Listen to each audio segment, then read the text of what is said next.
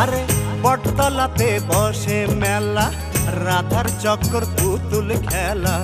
সেই মেলাতে বাঁশের বাঁশি বাজে, ঢোল সানাই কাশি।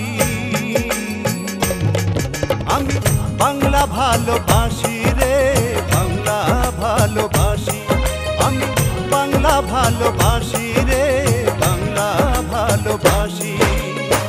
বটতলাতে বসে মেলা, রাধার চক্কর পুতুল খেলা। সেই মেলাতে বাঁশের বাঁশি বাজে, ঢোল সানাই কাশি। আমি বাংলা ভালোবাসি রে, বাংলা ভালোবাসি। আমি বাংলা ভালোবাসি রে, বাংলা ভালোবাসি।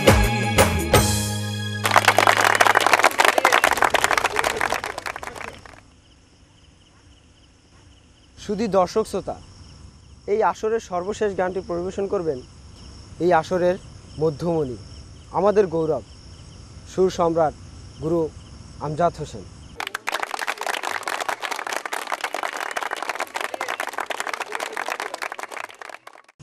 আজ আমার খুব ভালো লাগছে। বহুদিন পর মনে হচ্ছে আমার শরীরের মধ্যে নতুন করে প্রাণের সঞ্চার হলো। আপনাদের ভালোবাসায় আমি মুগ্ধ। কদিন পরেই আগস্ট মাস। আগস্ট মাস আসলেই আমার মনটা ভিজে যায়। শুধু আমার নয়, পুরো আগস্ট মাস জুড়ে বাংলার প্রতিটি দেশপ্রেমিক মানুষের হৃদয় কষ্টে ভিজে থাকে। সর্বকালের শ্রেষ্ঠ বাঙালি, ইতিহাসের মহানায়ক, জাতির জনক বঙ্গবন্ধু শেখ মুজিবুর রহমানের স্মৃতির প্রতি শ্রদ্ধা জানিয়ে তার স্মরণে আজকের আসরের শেষ গানটি আমি পরিবেশন করছি।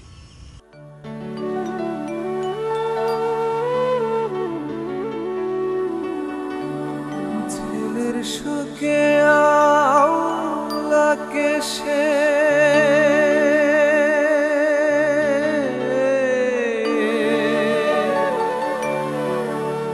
সজল চোখে পাগল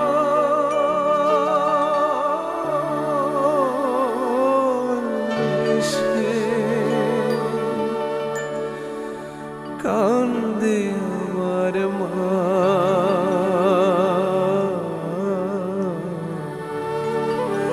যায় না মাঝে বসে রে,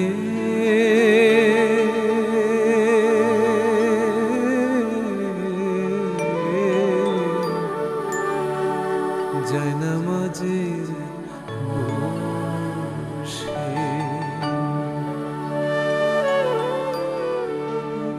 আগস্টেরই 15 তারিখ মায়ের বুকে বিধিল হতি, ভঙ্গ হলো সকল স্বপন, ধ্বংস সুখের আহারে বঙ্গপিতা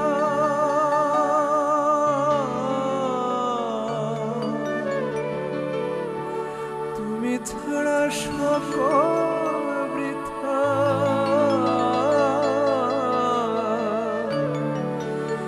তোমার সুখে বাংলা এখন চোখের জলে ভাসে।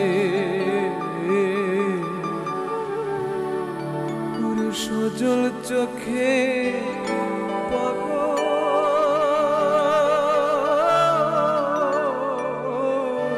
বেশে কান্দে আমার মা।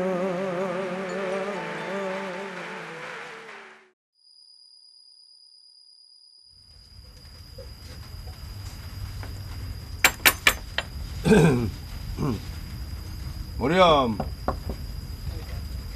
মরিয়ম, আজকে তো রাত হইল যে। আসরটা বেশ জমছিল তাই।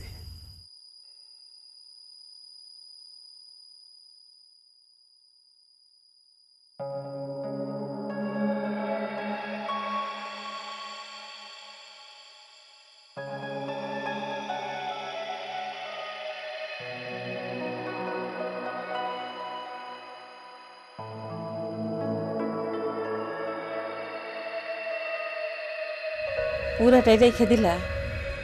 হ্যাঁ, সবসময় তো তাই করি, তুমি তো জানো।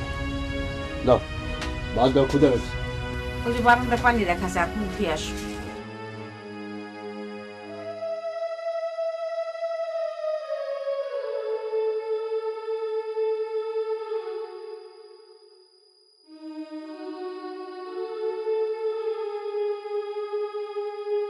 তোমার বাসন কই? আমার খিদে নাই। আচ্ছা, তোমার ছাড়া আমি কোনদিন খাইছি? বাসন লও। আচ্ছা, হঠাৎ যে ব্যাংকে টাকা রাখার কথা জিজ্ঞেস করলা, আচ্ছা তুমি তো জানো আমি বছরে ওই একদিন ছাড়া এই টাকাটা খরচ করি না। ঘরে তো বাজার সদাই কিচ্ছুই নাই। কালকে সকালে হবে তো? হবে। তাইলে পরেরটা পরে দেখা যাবে। মরিয়ম, সারাটা জীবন তোমার আমি কষ্ট দিলাম, তবে একটা কথা আমি গর্বের সাথে বলি, আমি তোমার কোনোদিন না খাওয়াই রাখি না। মন খারাপ করলাম। দেখো, আমরা দুইজনই এখন জীবনের শেষ প্রান্তে এসে উপস্থিত হয়েছি। এখন আর মন খারাপ করি না। তুমি এমন ভালো একটা মানুষ, তোমার উপরে কোনোদিনই রাগ করতে পারলাম না। তুমি আমার চাইতেও ভালো, না তো আমার সাথে এরকম সংসার কেমন করলাম। জানো মরিয়ম,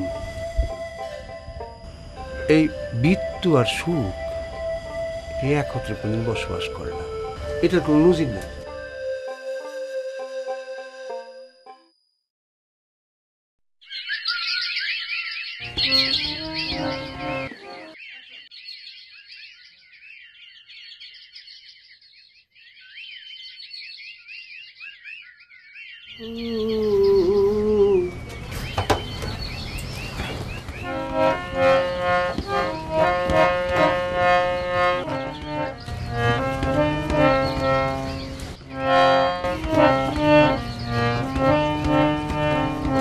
কিরে দাঁড়িয়ে আছিস?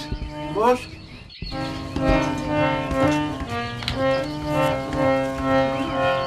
মা আপনার জন্য কিছু খাবার পাঠিয়েছেন।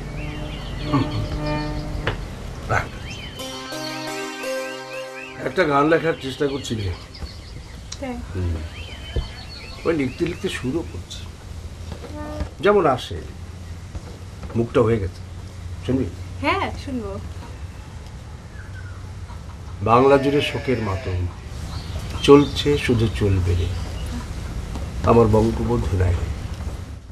বাংলা জুড়ে শোকের মাতম, হে মাতম সারা জানো, চলছে শুধুই চলবে রে, আমার বঙ্গবন্ধু নাই রে, আমার বঙ্গবন্ধু নাই রে, আমার বঙ্গবন্ধু নাই রে। অপূর্ব গুরু, অপূর্ব হয়েছে। আপনার গান যতই শুনি ততই মনটা ভরে যায়। এটা বঙ্গবন্ধুর উদ্দেশ্য করে লিখছি রে। আপনি বঙ্গবন্ধুকে উদ্দেশ্য করে অনেক গান লিখেছেন, তাই না? না না না, অনেক না, সামান্য কটা। বঙ্গবন্ধু জাতির জনক, বিশাল প্রতিষ্ঠান। আর আমার একটা গান হলো কি, সেই বিশাল সমুদ্রে এক ফোঁটা জলের মতো।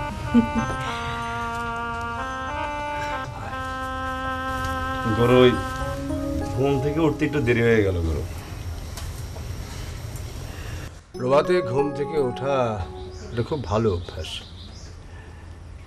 এই অভ্যাসটা সারা জীবন মৃত্যু পর্যন্ত মানুষের চর্চা করা উচিত। শোনো, তোমার একটা বিষয় আমি লক্ষ্য করেছি, তুমি নামাজ কালামে অনিয়মিত, নিয়মিত নামাজ আদায় করবে। শোনো, সঙ্গীতের সঙ্গে ধর্মের কোনো দ্বন্দ্ব নেই। ভুল হয়ে গেছে গুরু, এখন থেকে আর কখনোই ভুল হবে না গুরু। কথাটা তোর জন্য কিন্তু বলছি। জি গুরু। ওরে, এই শুভঙ্করের সাথে দেখা নাই অনেকদিন ধরে। ও ঢাকা যাবে বলেছিল, ফিরলো কিনা তা তো জানি না।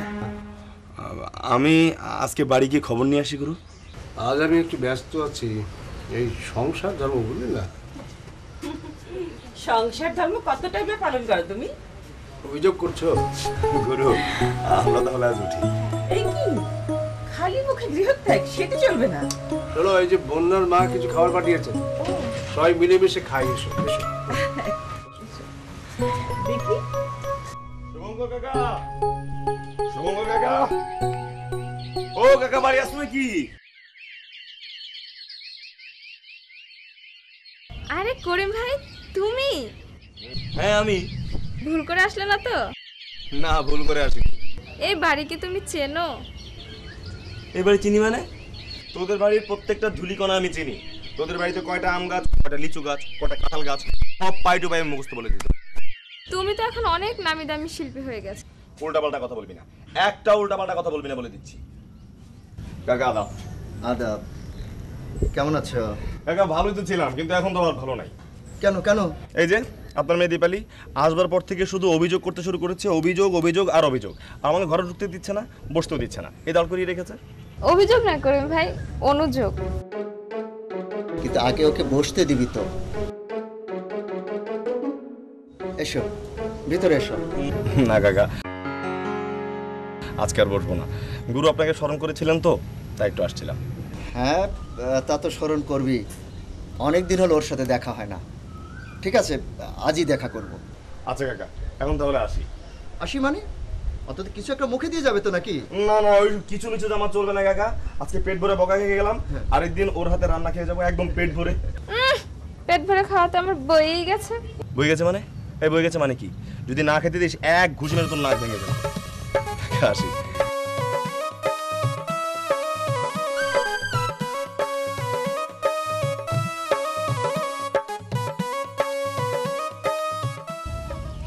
দেখো শুভঙ্কর, নিজের দিকে একবার তাকিয়ে দেখো। আচ্ছা, তুমি কি আগের মতো সেই জোর পাও? চারদিক তাকিয়ে দেখলে ভেতরের উৎসাহ উদ্দীপনা পুরো দুর্বল হয়ে পড়ে। আশার আলোগুলো ক্ষীণ থেকে ক্ষীণ চলতে। অত নিরাশ হচ্ছে কেন বন্ধু? আচ্ছা, এই জন্যই কি আমরা হাতে অস্ত্র তুলে নিয়েছিলাম? আমি বরাবরই আশাবাদী মানুষ। হতাশা, নিরাশা, উদ্বেগ, উৎকণ্ঠা, এই শব্দগুলো আমাকে খুব একটা স্পর্শ করে না। হ্যাঁ, সে আমি জানি। চারদিকে চোখ মেলে একটু তাকিয়ে দেখ। লোভ, লালসা, হিংসা, দেশ, অসহিষ্ণুতা, অশিক্ষা, মৌলবাদ, জঙ্গিবাদ, এসবের ধোঁয়ায় আমরা আকণ্ঠ নিমজ্জিত। দম নিতে কষ্ট হচ্ছে। আবার সেই নিরাশার কম্পিত কণ্ঠস্বর। তুমি দেখে নিও, সমস্ত অন্ধকার ভেদ করে এই বাংলা আলোকিত করে প্রভাতী সূর্য আবার খিলখিল করে হাসবে।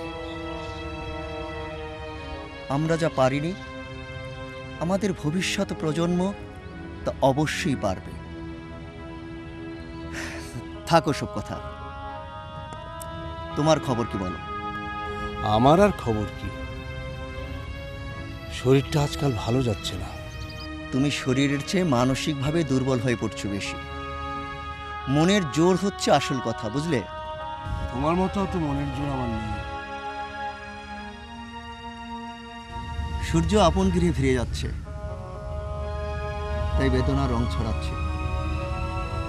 চলো আমরাও ফিরে যাই আপন গৃহে।